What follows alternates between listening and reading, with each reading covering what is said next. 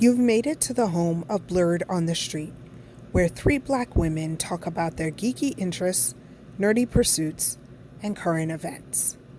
If you like our show, please leave us a positive review on Apple Podcasts or your podcatcher of choice. Special thanks to NPR Girl and Phaedra220 who've already left us reviews.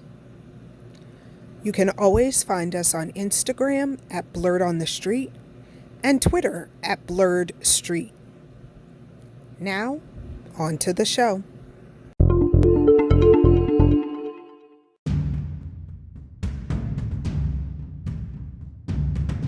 Hi, my name is Jenna, and I think coffee, books, and makeup are life. You can follow me on Instagram at PhillyGirlJL or on TikTok at PhillyGirlJLH.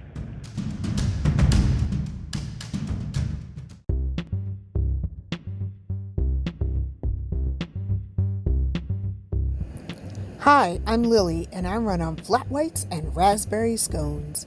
You can find me on Twitter at AliseOnLife.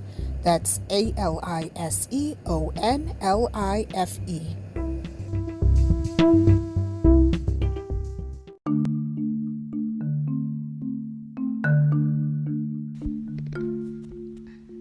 Hi, I'm Jillian. A matcha latte and my Nintendo Switch are never far from my reach. You can find me at jillian.corinne on Instagram.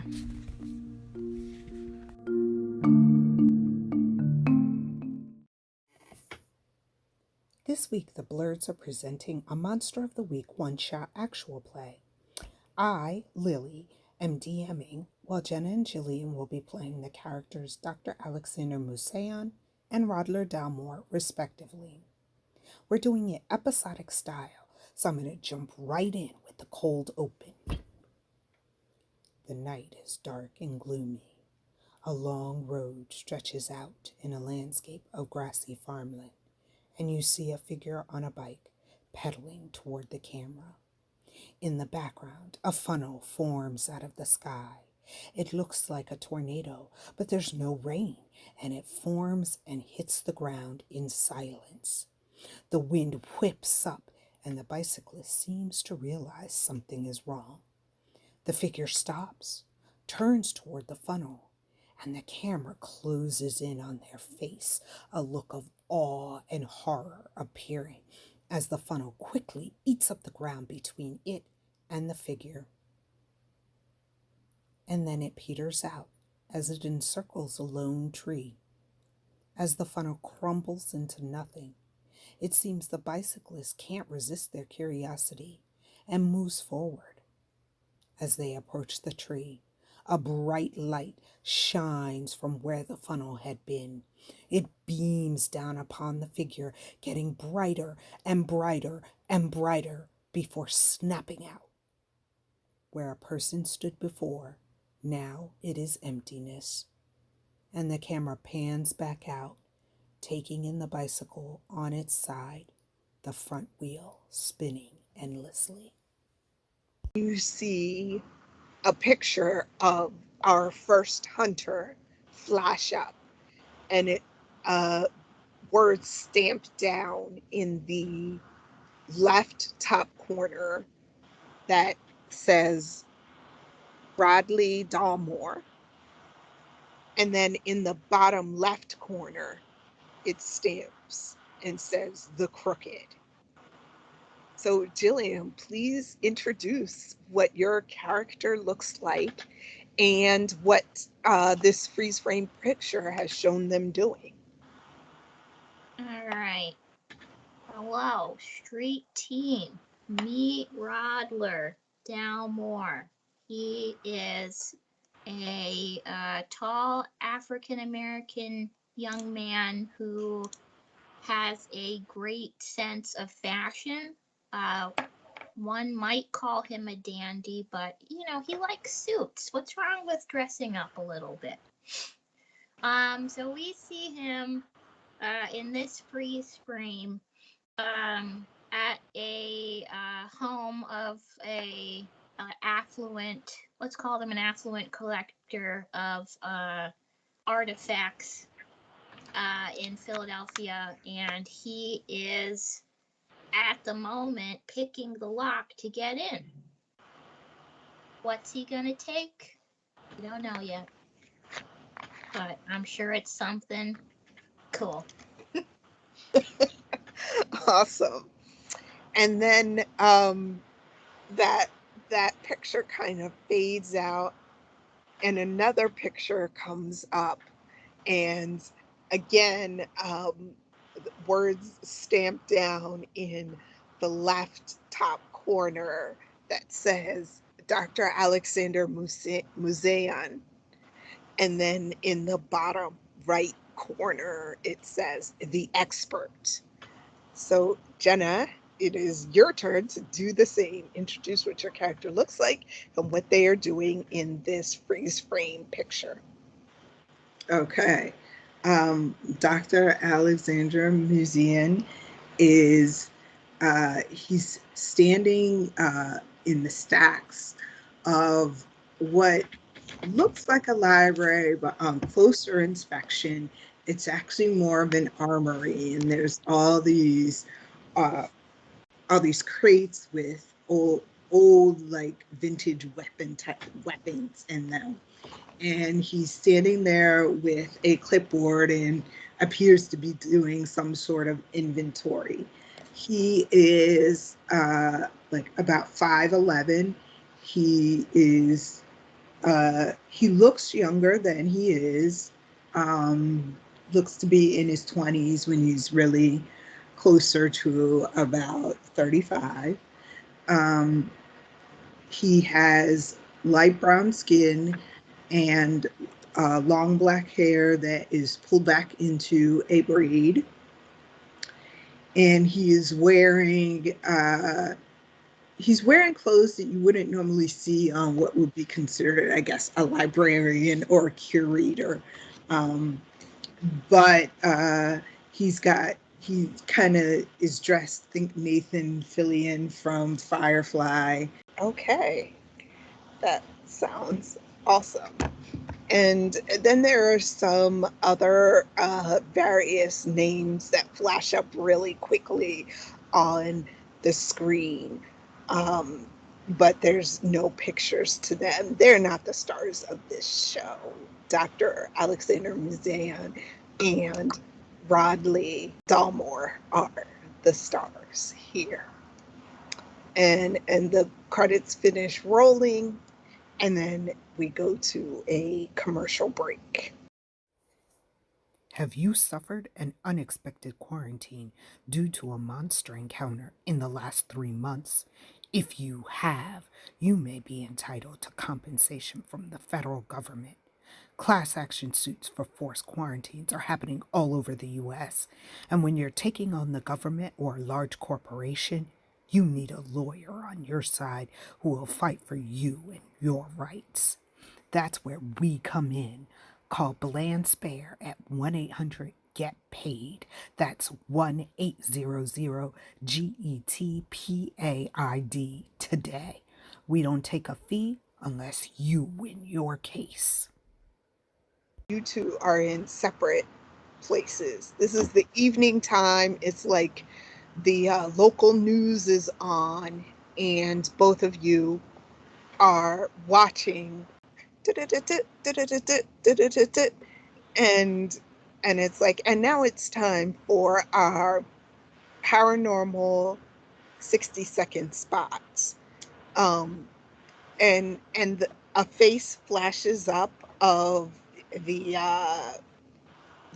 person on 6ABC that heads the paranormal spot. And they're just saying, good evening, I'm Betsy Ross with the paranormal 60 seconds. Zombie Betsy Ross on TV. I like it.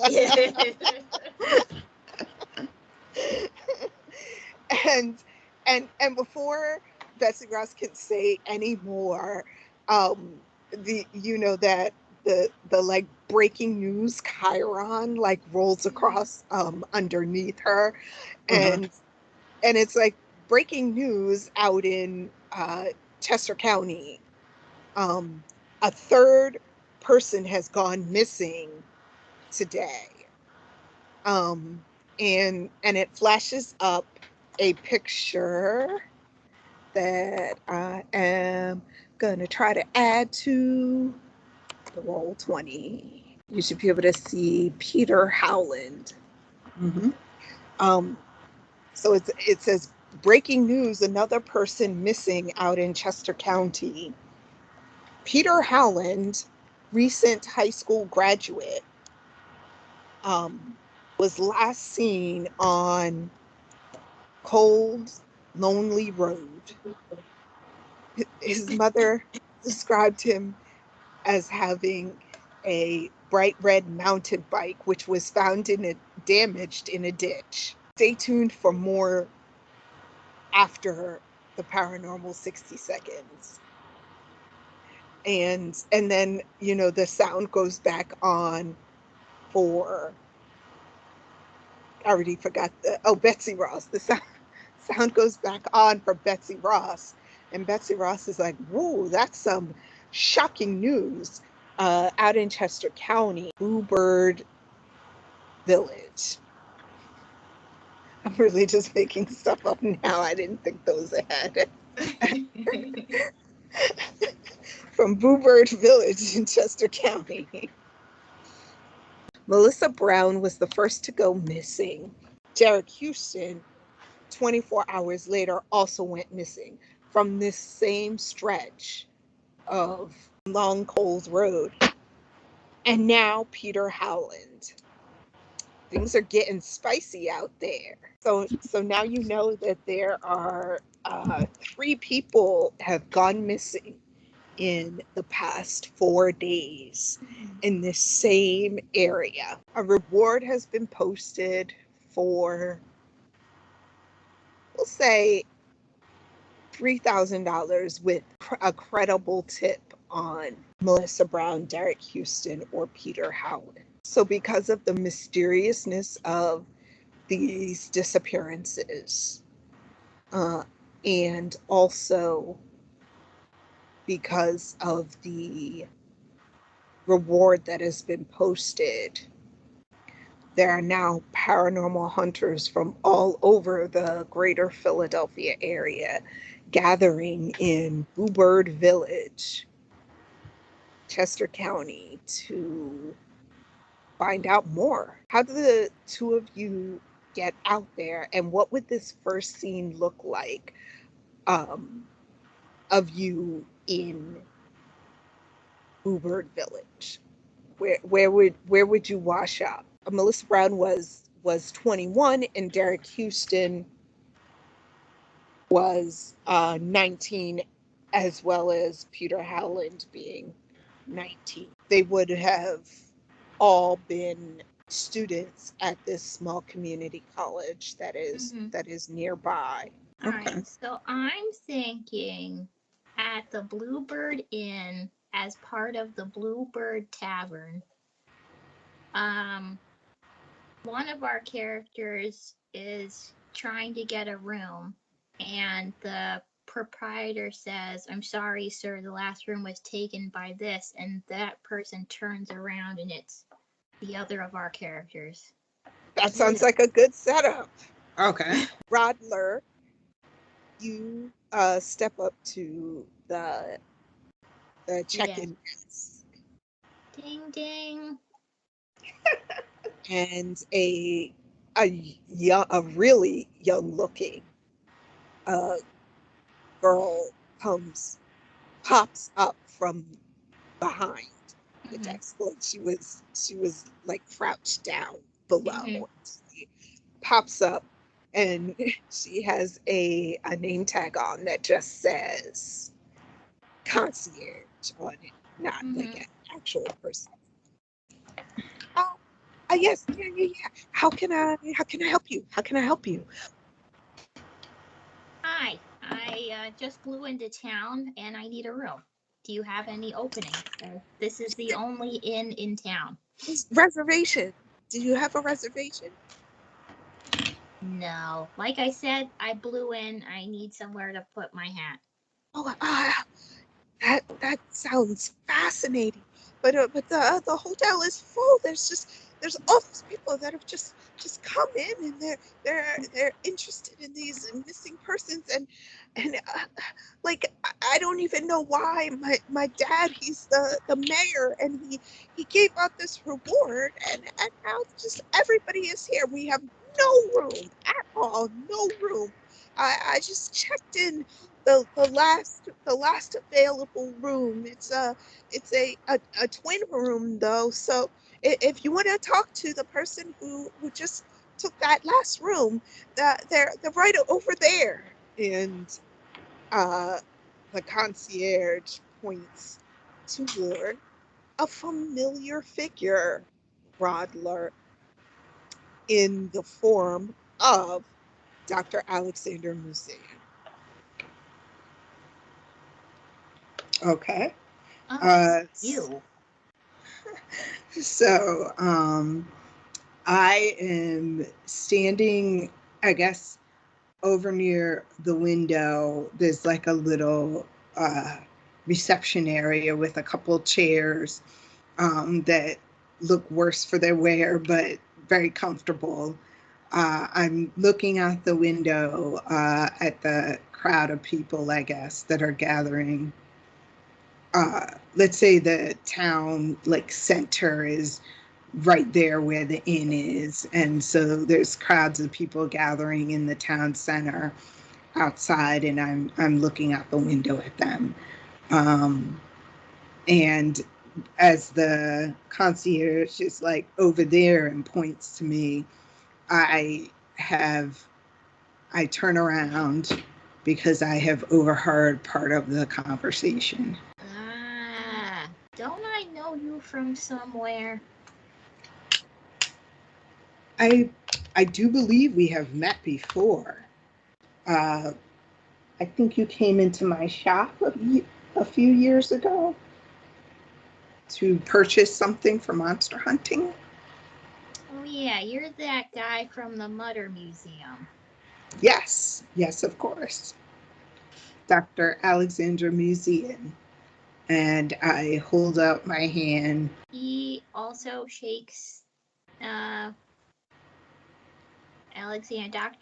Alexander's hand and asks, "Are you here about the monster or possible monster, the missing kids? I can't imagine what a curator has to do over here with hunting." Yes, well, I've come across something similar to this in my research, and I came to see if I could gather more facts on the missing kids. Yeah, a couple $1,000 doesn't hurt either.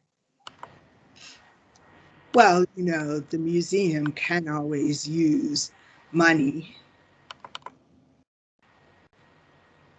So could the kids in my neighborhood, but okay. All right, well, perhaps we should work together. You seem to have a lot of expertise in terms of sneaking around and finding out things. And I've done a lot of research on this and would know how to vanquish this monster if we needed to. Plus, I've got this cache of weapons that could interest you. So maybe we could work together and split the reward. You mean split it like 80-20? More like 50-50, especially if I'm going to be providing the weapons for this excursion. Okay, but if I'm providing the muscle here, I should get more of the reward. I don't think so. Well, let's see how big this monster is, and then we'll talk then. Deal? Deal. Okay. Okay, so at the moment that your conversation is concluding, the concierge kind of runs over toward you two, and she's like, Dr. Musayan, your room is ready now. Do you need help with your luggage? That's all right. This is all I have. Okay. Did you solve the room problem? Yes, we are going to share the room. So if you could show us both up to the room right now, that'd be great. And she hands Rodler a second key, because of course she's already checked you in, Dr. Muzan, and says, it's room 311. I'm so sorry. We're just totally slammed. And you hear like the ding ding ding of the bell. And she's like, yeah, you can find it. The elevator's over there. And she points to the left of this room that you were in, this the front office, and you can see there's an elevator there that she points to. Have a good stay here. Oh, I really do hope someone here can help find those missing kids. They're so, it's really a shame. Question I was going to ask about whether our room faced the city center. Sure. I would say, what would I say? What I guess I would ask you to do is just roll 2d6. And if you get more than a 7, then maybe you'll get your wish. All right. So you did actually get just a 7. Which, for listeners who don't quite know the Powered by the Apocalypse system, when you have to do any kind of rolls in here, you roll 2d6 and you add together the numbers on there. A 7 is a success. Anything lower than a 7 is a failure. And then sometimes, depending on what role you're doing in your character sheet, it will tell you, oh, on a 7+, you get this. If you roll a 10+, you get this. And a 10+ is a fantastic roll because, of course, the highest you can roll is 12 on 2d6. And then 2d6, for people who don't know, is you're rolling 2 dice, 2 6-sided die. Exactly. Thank you for that. So it exactly a 7. So right. Mm-hmm. And in this case, the 2 6-sided die just looks like a regular dice. Yeah. Right, like the dice that you use in, say, Yahtzee or craps and other craps. Oh, okay. Jillian went there. Standard craps or Monopoly. Monopoly. Yes, I was not going to mention the demon game, but yes. Okay. So I'm going to say, since a 7 is a success in any other roll, that you have succeeded, but because it's just a success, you get a room that faces the area that you wanted, but you're on the 3rd floor, room 311. So you also have, like, it's a little bit of a look. I step over to the window to look out to see what kind of view there is. Okay. So as expected, the motel is now fully booked. This is the only like guest residence sort of place, like a hotel or a motel or whatever, in Bluebird, Chester County, Pennsylvania. So outside you do see a crowd of people. It's not large, maybe about 12 to 15 people. A couple of them have cameras, like you would expect media types to have. There's a person from 6 ABC News there. In fact, it is the woman that does the paranormal 60-second spot. She is now on scene there. There's also people who definitely look like other supernatural paranormal hunters like you. They're easy to spot. They have like black trench coats on. Leather pants, Yes. leather shirts, And leather boots. everything leather. Just all just leather, leather, leather. It is. We're now drifting into like fetish territory. Anyway, there is one person who's kind of standing to the side, that you, Dr. Musayan, recognize as one of your co-workers, Leslie Anders. She's a docent at the Mutter Museum.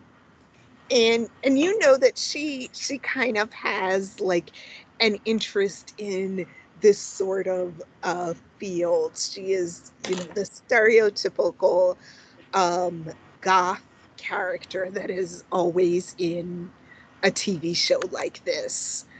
And you can see her picture in the Roll20. Just click on Leslie Anders. That's her face claim. Looks like she's sort of on the outskirts of the crowd, kind of drifting around, clearly looking for someone. I see someone who I know outside. Perhaps we should go talk to her to see what she knows. Okay. So I once again grab my case off the bed. I seem to like not want this to be too far away from me. Although I still haven't opened it, so no one knows what's in there. Sure. Although I guess one must assume that it's, monster hunting something. Is this like a sea bag, or is it like a musical instrument case? It's like old-timey. It's like a briefcase, but it's brown. It's a little bigger, like maybe like two. It's kind of like the height of two briefcases on top of each other. Mm-hmm. But it's brown and it's beat up, and there's some like random tags on it from traveling, like still like some old airport tags and stuff. Okay.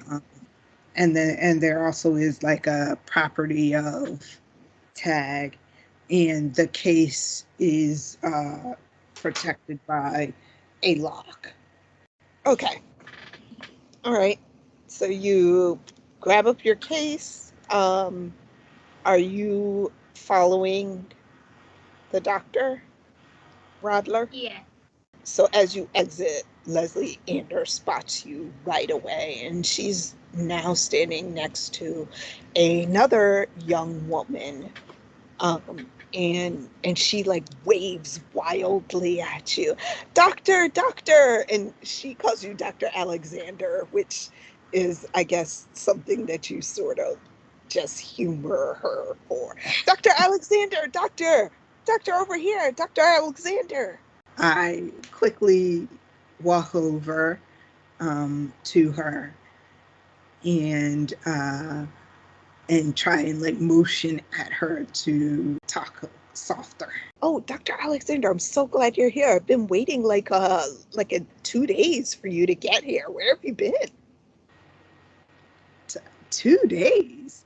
What are you talking about? Yeah, I mean, as soon as the first person, Melissa Brown, went missing, I expected you were going to be here. I booked a suite and everything. Well, I was wondering why you weren't at work. They said that you had gone on vacation. Yeah, well, I built up all these vacation days. I have like 15 days that I can take, and I said, oh, this sounds exactly like the sort of mystery that Dr. Alexander would show up at. Apparently, she's been keeping tabs on some of your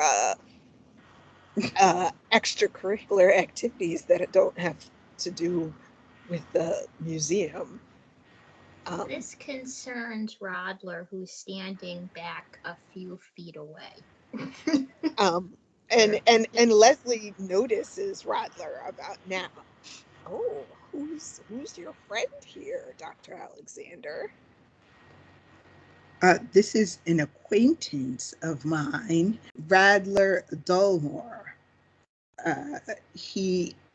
We have somewhat decided to work together on this case because he has a particular specialty that would help me out. Oh, are you a monster hunter too? She says to Rodler. Of a sort. Ah, okay. So tall, dark, and mysterious. I see. I like it.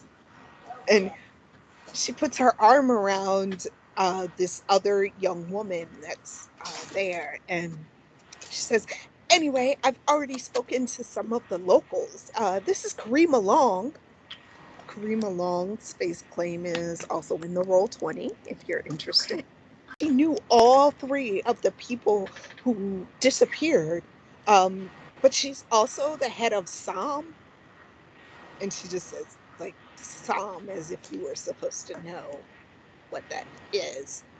And Karima looks at Leslie and says, I don't know if I would consider myself a local. I've only here for college, but yes, I'm the head of the Suburban Aliens and Monster Hunters Guild. We call ourselves SOM. Interesting. So you say you knew all three of the victims? Of course, we all go to Bluebird Community College, and I was very concerned when Melissa Brown went missing at first. And then for Derek to go missing too.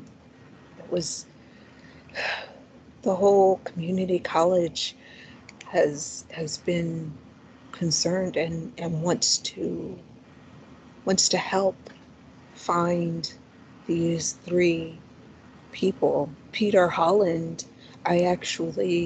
he's part of SOM with me.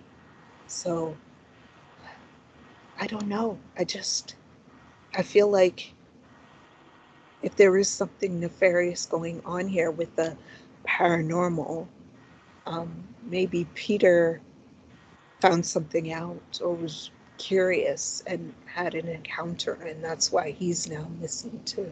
That's interesting. It could be true. Tell me, were you in the area where the disappearances were during when it happened? Do you know Well, if there were any witnesses? it doesn't seem so. Peter's bike was found, but as for the other two, there was no evidence at all, although they did go missing around the same area. And they're now, well, the police have blocked it off and they're not letting anybody in, although, and she looks around kind of shiftily to see if there's anybody else nearby. She says, I found out that they don't have overnight watch. So between 10 p.m. and 2 a.m., the site is deserted. Nobody there. We could get in and do our own investigation if we wanted to while the police aren't there. Well, I'm not sure about that. It could be a good idea, but I do think you should probably leave this investigation to the experts. We wouldn't want you to bumble in and get yourself hurt. I am the head of the Suburban Aliens and Monster Hunters Guild. We are experts. We know how to investigate these as much as everyone else.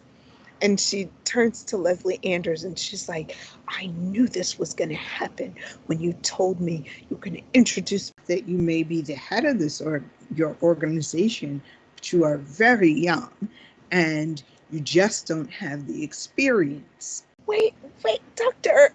Alexander, please. I wouldn't have introduced you to Karima if I didn't think that she could help us out. So she looks to Rodler and she says, Rodler, I'm sure you understand where we're coming from. We can definitely help you. And the more hands on deck, the quicker we can solve this mystery.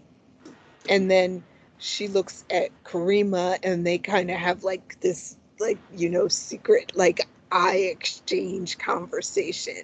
And in fact, neither one of us even care about the reward.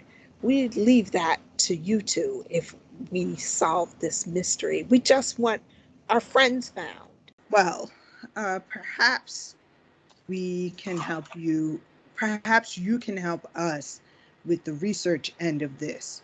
But I still do not want you putting yourself in danger without me knowing that you can protect yourself. Karima, who is wearing a long leather coat, like sort of sweeps it out of the way again, like looking around to make sure that nobody can see. And at her, she has a belt on, and there's what looks like a taser strapped to the belt. And then on her thigh, she has like a small, it sort of looks like a handgun, but not, like it's maybe been modified.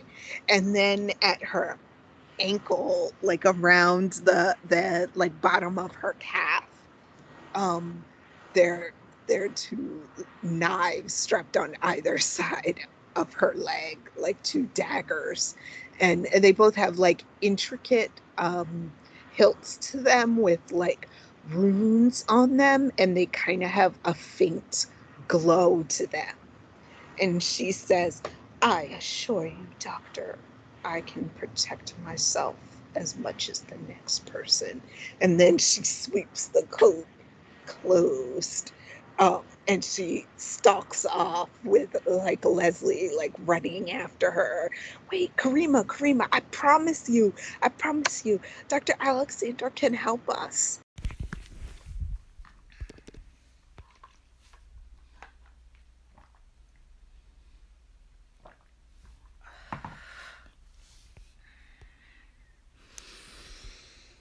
When you know better, you eat better. That's the idea behind Arawak Farm, the next generation of spicy condiments. Arawak Farm dry rubs, spice blends, and spreads are inspired by the rich heritage found among the Arawak Indians.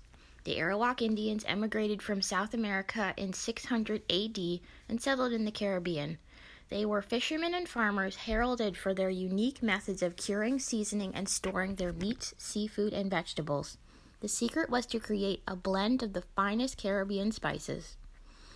Arawak Farm is proud to continue our family tradition with distinctive flavor profiles crafted for everyday recipes and special occasions. If you are looking for something to add a new flavor to your traditional holiday dishes this season, we recommend Arawak Farm. Pick up a pepper sauce, spicy fruit spread, or a dry rub today at arawakfarm.com. That's ARAWAKFARM.com, and follow them on Instagram and TikTok. After the commercial break, come back, and the sky is now dark, indicating that it is nighttime. And this is in like a little more rural than suburban. So there's not a lot of lights out. There's the stars mostly, but there's not a lot of light pollution. So the road is dark, and you can see as you pull up in your car to stop nearby the site, there's a huge patch of grass, and then off in the distance, about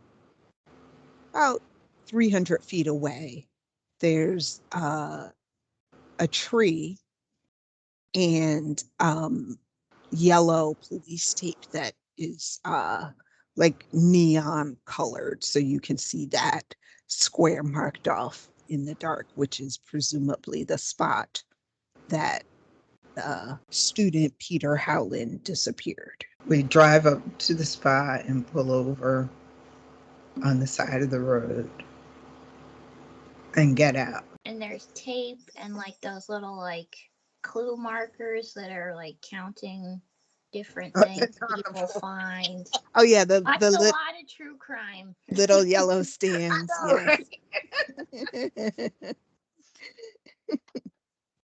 We're falling into all of the police procedural tropes. Yeah. Yes. Yeah, exactly. You can tell like a lot of people have been around here. The grass is like trampled down as if a lot of people have been walking around. They're building it. Let's actually take a minute to talk about your gear, because every character gets to choose some gear that they have. And I would say that in your truck, like whatever it is that you would normally need for monster hunting, you know, your like ectoplasm boxes, or your like UV like cameras, or any of that, like we're not gonna count that as like individual gear. You just always have that kind of stuff. You're two have been doing this, you're professionals, so you would have all of that. So if you need to use anything like that, just, you know, describe what it is that you're using, and we'll say that it was in the truck for you.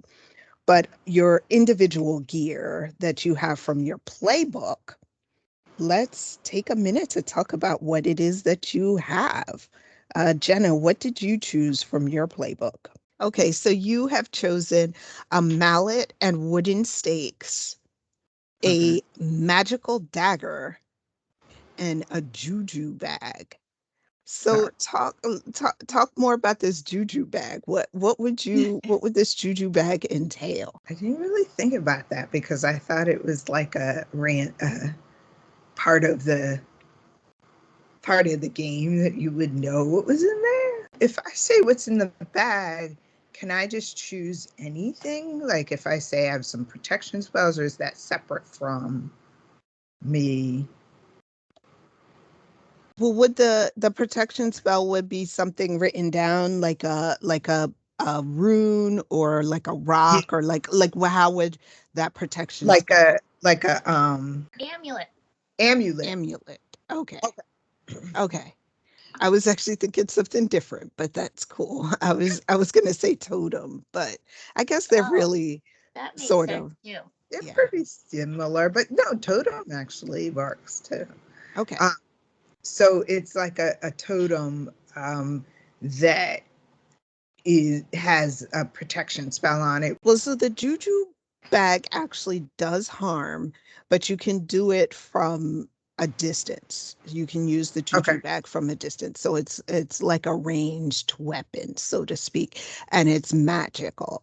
So if you wanted to say like the protection spell offers you like some time, then I guess what I would say is that so the protection spell itself, when it is activated, maybe slows down time as well as like it delivers that one harm, which would be if you are actively fighting, that would mean that you would take one harm as well for wielding the bag. Right. But I would give you that that it could work similar, because I don't have to follow all of the rules exactly from the book, because I'm the GM. I can make some rules up.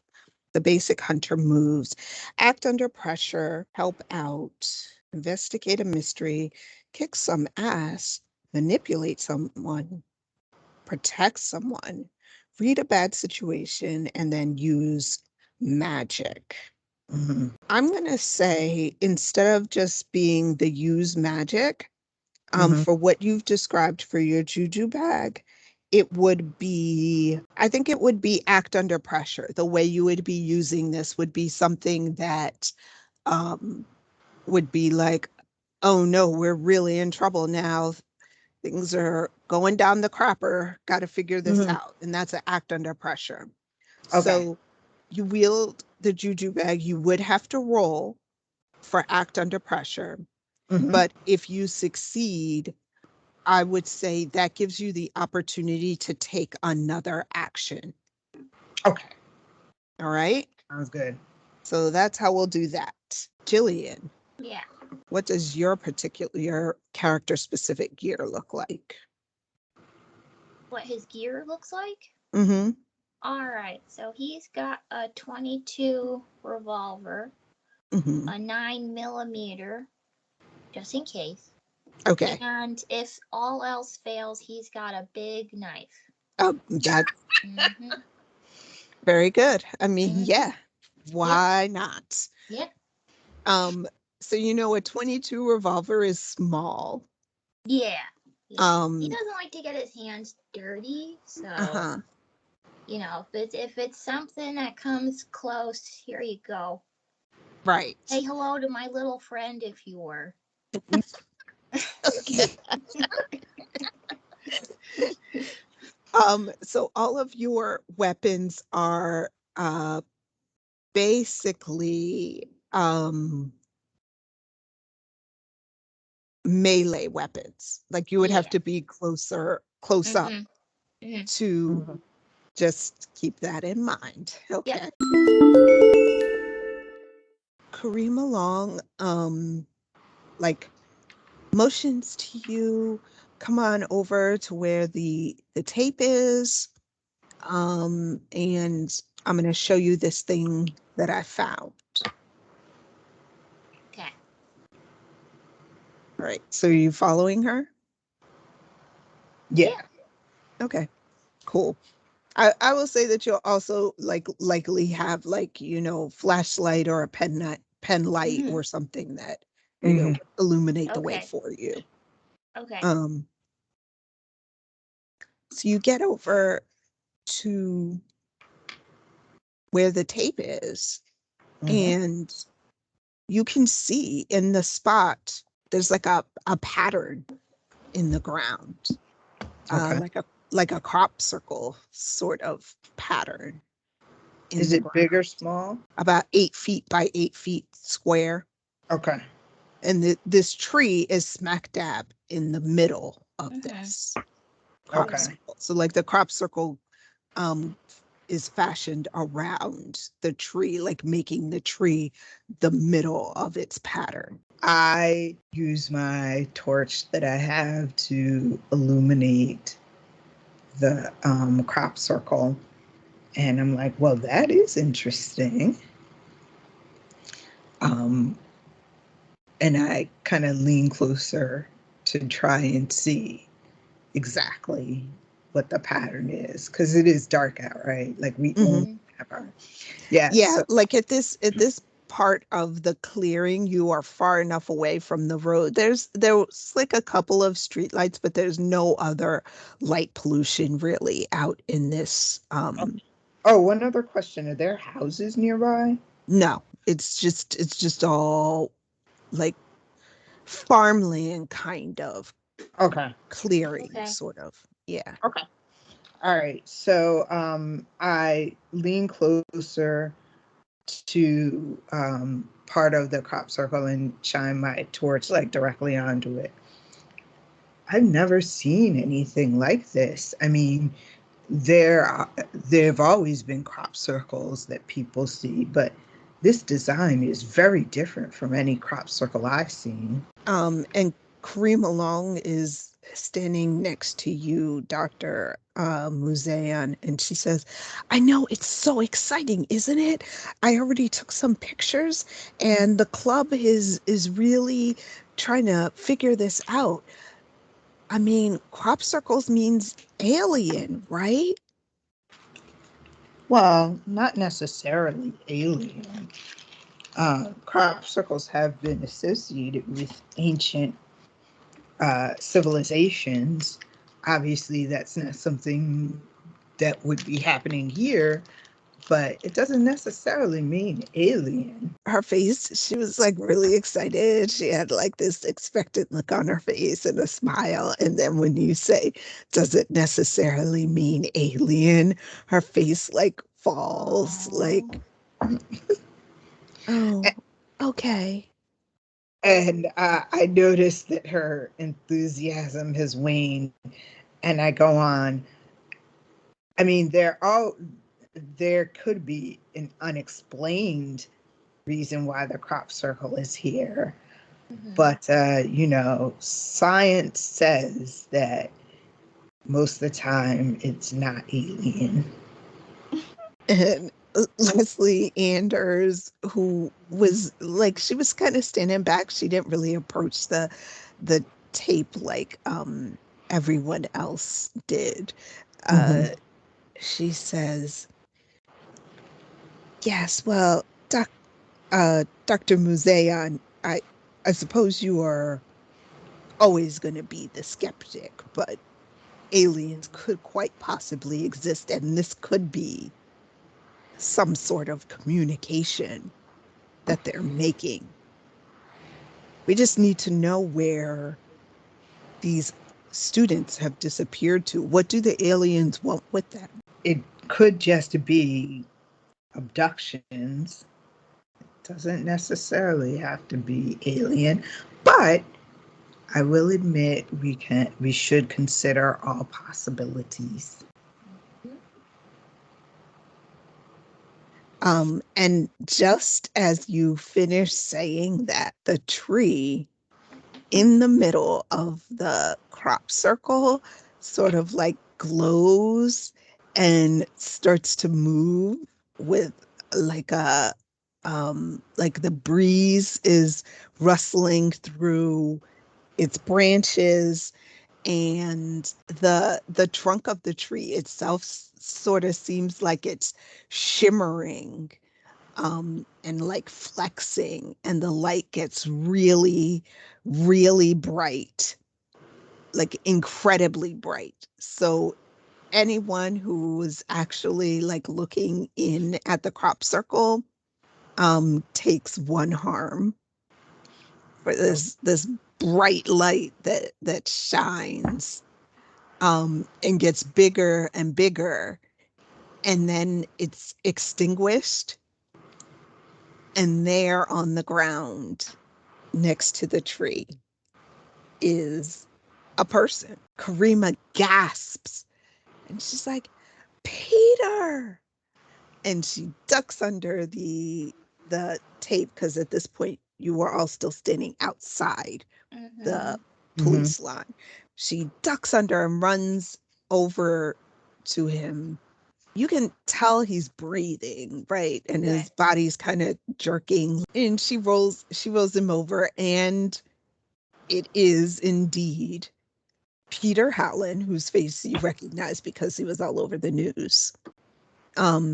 He's dressed in the same clothes he was when he disappeared, and he looks the same.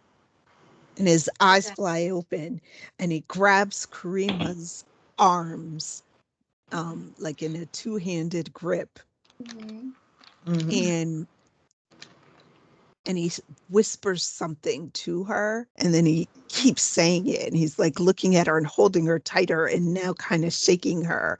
His voice is louder and louder and louder, and then finally he says the word in a wail, loud enough for you to hear, and it's the word driver. This is already a supersized episode, so we decided to split our Monster of the Week one-shot into 2 parts. Part 2 will be coming at you on Friday, November 12th. Come back and check it out. Thanks for listening to Blerd on the Street.